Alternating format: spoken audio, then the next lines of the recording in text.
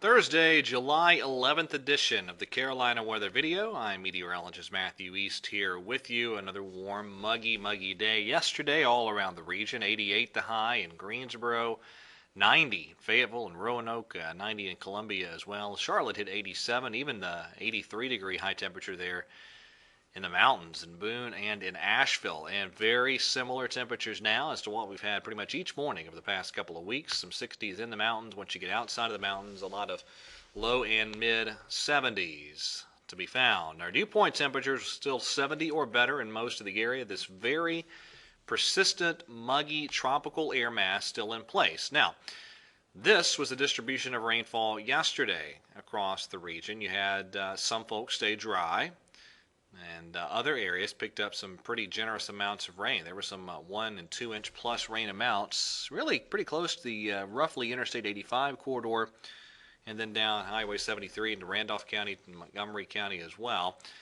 But again, it was kind of a hit and miss deal in terms of the showers and storms. This is what the radar looked like. You have an outflow boundary develop down in this area, and then lift northeast. You can watch it, there it goes, and that the showers and storms along that boundary continued to lift northeast right on through a good chunk of western and central North Carolina yesterday.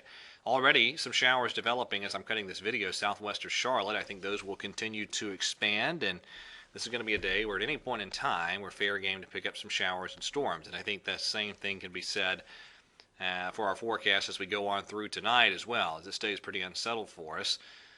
And the reason is a cold front dropping into the region. It'll kind of stall out and meander around the region then as we go through the weekend. So this will continue to give us good chances for some showers and thunderstorms at times here over the next several days.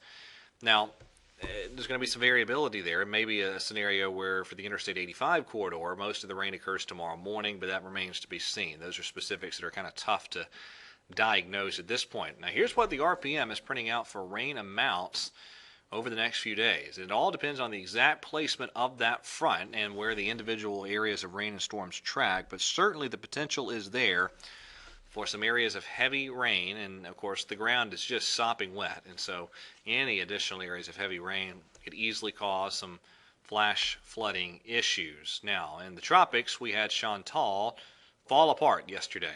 We were mentioning that as a possibility, and that did indeed occur, and really you look at this now, it's just kind of a lopsided remnant open wave.